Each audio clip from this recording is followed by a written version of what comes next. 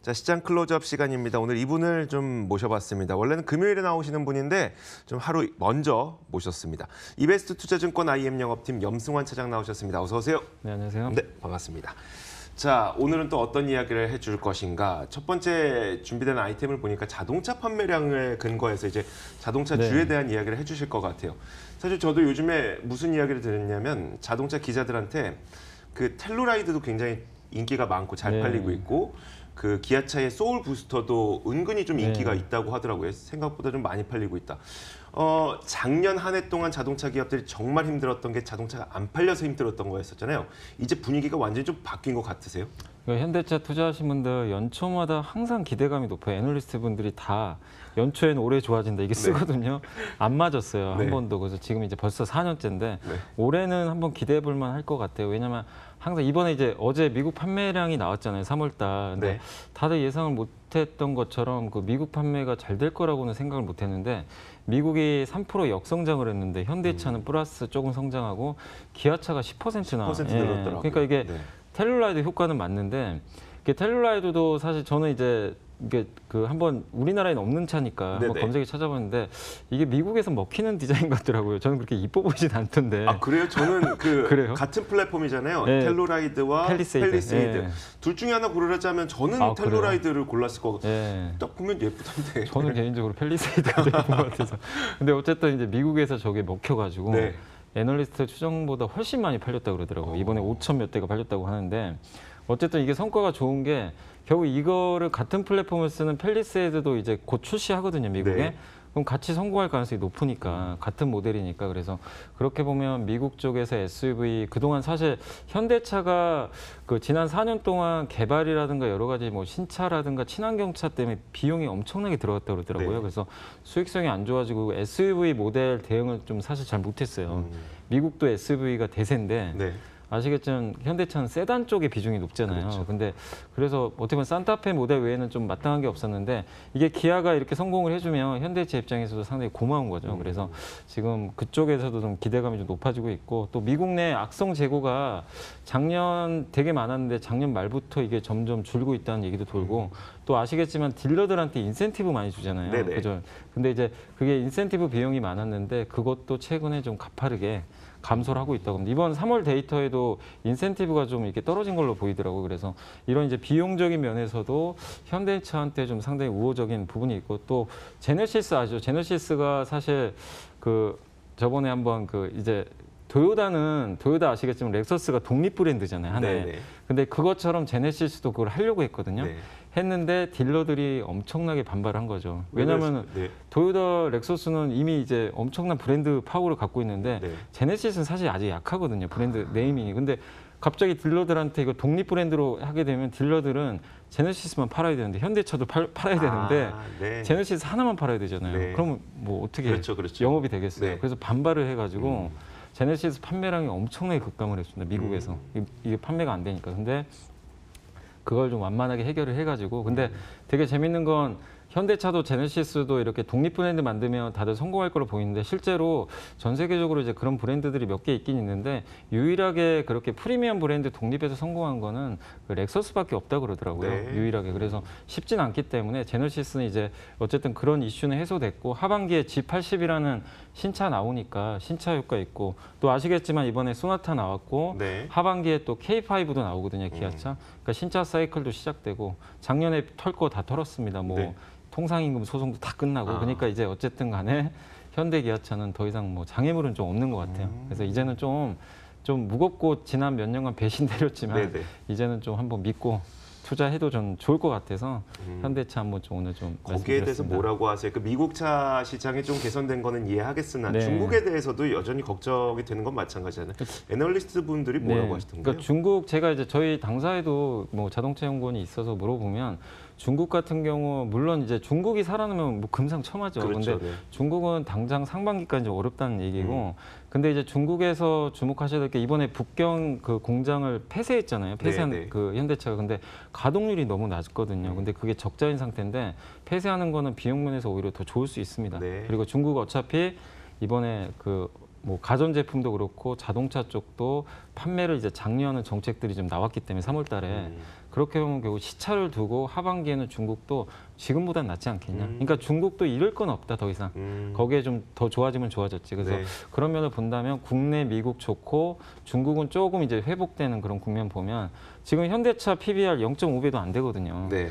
이게 좀 말이 안 되잖아요, 사실. 그렇죠. 네. 예, 그래서 그런 거 봤을 때 브랜드 지금 가치도 안 되니까 지금 현대기아차는 사실 좀 부담 없지 않나. 그리고 마지막으로 지금 시장 분위기도 잠깐 네. 말씀드리면 대형주로 좀 넘어갔어요, 분위기가. 뭐 다들 그런 것 같죠? 느끼시겠지만 경기 침체 공포에서 좀 탈출했기 때문에 네네.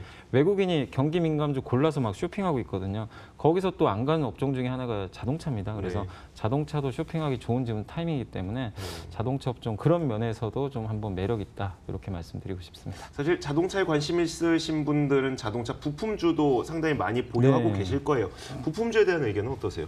그러니까 부품주 하면 다들 그냥 현대차 하면 그냥 수소차 부품만 관심 갖고 그러니까요. 계신데 이제 네. 사실 좀 꺾였고요, 수소차는. 네. 저는 이제 평화전공 말씀드리고 싶은데 왜 이 종목이냐면 좀 다른 회사들은 대부분 뭐 중국 쪽이나 유럽 쪽 비중이 좀 높은데 네. 평화전공은 미국 비중이 좀 높아요. 공장이 거기 있어가지고 그래서 미국 쪽에 좀 비중이 높은 회사라 특히 기아차 이번에 텔룰라이드 매출이 엄청나게 증가했잖아요. 네. 거기에 직접 납품을 하고 있습니다. 이 회사가 주로 하는 게 자동차용 도 잠금 장치를 만드는데 거기서 이제 이렇게 뭐 텔룰라이드 쪽으로 좀 들어간다 보시면 되겠는데 이게 같은 플랫폼을 쓰니까 펠리세이드도 이제 하반기에 나오게 되면 당연히 평화전공 매출은 더 올라가겠죠. 그래서 그런 수혜가 좀 있다는 거 염두에 주시면 좋을 것 같고 무엇보다 굉장히 쌉니다. 이 평화전공 실적 그렇게 나쁘지 않은데도 PBR이 0.35배밖에 안 돼요. 아이고. 그러니까 정말 작년에 기억들 나실지 모르겠지만 뭐 현대차 자동차 부품사 이러다 이거 다 고사당하는 거 아니냐. 네네. 불안감 때문에 엄청나게 다들 빠졌거든요. 그러니까 PBR 0.35배 정도라고 하면은 지금 평화전공이 한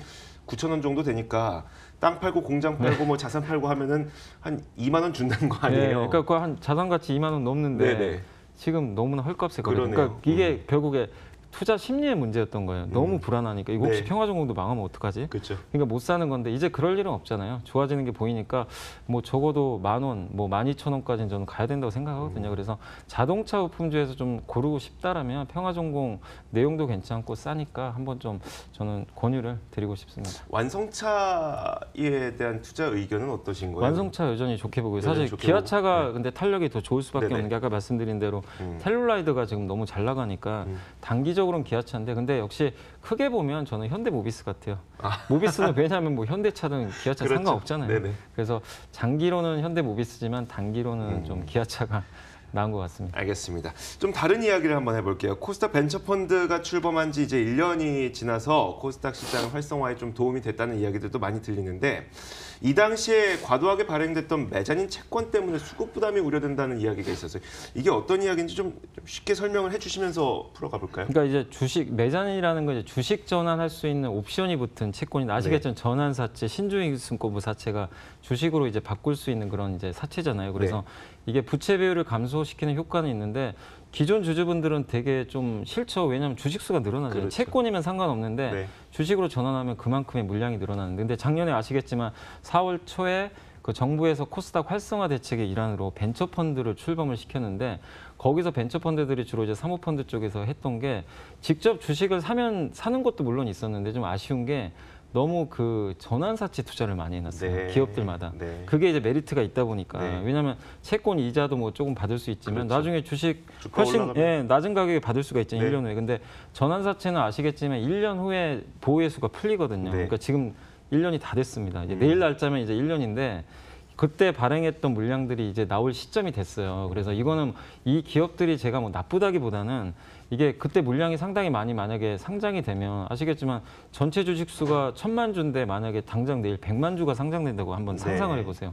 그럼 주가에 엄청난 부담이잖아요. 네네. 그래서 그런 부분들이 있기 때문에 그래서 제가 몇 종목만 이렇게 좀 그 뽑아서 오긴 왔는데 뭐 JNK터라든가 에이스테크, 네페스 신소재, 빅텍, 우리기술 이런 기업들을 뽑아온 이유는 이 기업들 같은 경우는 지금 현재 주식수 그러니까 전환사채 물량이 그 발행 주식이 한 10% 이상 되면서 많네요. 굉장히 많고 그다음에 전환가가 지금 주가보다 훨씬 낮은 언제든지 물량 부담이 있는 그런 네네. 기업들이니까 이 기업이 문제가 있다는 게 아니라 좀 신규로 투자하신 분들은 좀 물량 체크하셔가지고 네. 괜히 또 잘못 들어가면 고생하실 수 있기 때문에 좀 한번 그리고 이런 기업들이 지금 되게 많아요. 네. 여기 안 적어드렸지만 워낙 많기 때문에 한번 찾아보시면서 좀 투자 유의하시는 좀 전략이 좀 필요할 것 같습니다. 이게 뭐 기업마다 일시적인 주가의 출렁거림이 나타나는 경우도 있고 어떤 기업은 그 주가가 올라도 채권으로 계속 들고 계시는 투자자분들도 네. 꽤 있더라고요. 그래서 이게 기업마다 상황이 다 다르기 때문에 이게 안 좋다는 이야기가 아니라 어떤 상황이 펼쳐지게 될지 좀 눈여겨보시라는 네. 그런 취지로 한번 준비를 해봤습니다. 자, 이제 내일이면 삼성전자의 1분기 잠정 실적이 발표가 될 텐데 자, 삼성전자 실적 발표 이후 좀 시장이 어떤 식으로 반응하게 될까요? 일단 주주들은 다 알고 있긴 해요. 네. 안 좋을 거라는 걸. 안 좋은데 더 안 좋게 나오면 저는 더 좋다고 생각하거든요. 그래요? 기왕에 안 좋을 거 그냥 아예 안 좋은 거 다 털고 나가는 게 네네. 저는 좋다고. 지난 4분기도 기억하실 거예요. 4분기 예상보다 훨씬 안 좋게 발표했는데 주가는 급등해 버렸잖아요. 그래서 이번 1분기도 마찬가지고 결국 앞으로 3분기인데 3분기 전망은 좀 좋아지고 있기 때문에 삼성전자 실적 발표에 대해서는 좀 단기적으로는 안 좋다 하더라도 여러분들이 걱정하실 필요 없다. 다만 이제 조금 우려되는 건 최근에 너무 또 급하게 주가가 올라간 감이 있어서 내일 저는 솔직히 실적이 좋게 나오든 안 좋게 나오든 주가 반응은 그렇게 크진 않을 거라고 네. 근데 이미 미리 좀 선반영을 해가지고 그래서 좀 뜨뜻미지근한 좀 실적 발표가 될 것 같지만 어쨌든 하반기를 좀 좋게 본다라면은 실적 발표에 대한 불확실성은 오히려 좀 호재다. 이렇게 보시면 좀 좋을 것 같고 그리고 다음 주에 뭐 이제 통화정책 회의도 있고 오늘 또 뭐 북한 뭐 또 약간 미사일 발사 얘기 또 나와서 시장 아까 잠깐 출렁이던데 한미 정상회담 열리잖아요. 그래서 네네. 좀 거기서 좋은 얘기 나왔으면 좋겠고 그리고 아까 서두에도 말씀드렸지만 지금 저는 4월 달은 무조건 대형주 쪽으로 좀 봐야 된다고 생각합니다. 이제 그 아시겠지만 3월까지는 경기 침체에 대한 공포감이 시장을 짓눌러 가지고 한국의 민감주들이 되게 좀 눌려 있었는데 그게 이번에 중국 지표도 너무 잘 나왔고 네네. 이게 해소되는 거니까 그래서 지금도 전 늦지 않았다고 생각해요. 업종 상관없이인가요? 네, 아니면? 그러니까 사실 업종은 별 상관없어요. 네네. 그러니까 대형주 있잖아요. 뭐 조선도 좋고 뭐 철강도 좋고 기계, 뭐 화학, 조선 다 좋은데 그 중에서 그래도 좀 고른다면 실적에 그래도 좀 눈에 보이는 게 아까 말씀드린 자동차는 확실히 네. 눈에 보이거든요. 그래서 그 중에 선택한다면 좀 자동차 좀 네. 한번 권유 한번 드려보고 싶습니다. 자, 알겠습니다. 지금까지 이베스트 투자증권 IM 영업팀 염승환 차장과 함께 염승환 차장의 엄청난 전략 시장 클로즈업 시간으로 한번 진행을 해봤습니다. 자, 저희 탐나는 주식 2PM도 여기서 함께 인사를 드리도록 하겠습니다. 내일 같은 시간에 찾아오니까요. 내일도 함께 해주시죠. 오늘도 함께 시청해주신 여러분 고맙습니다.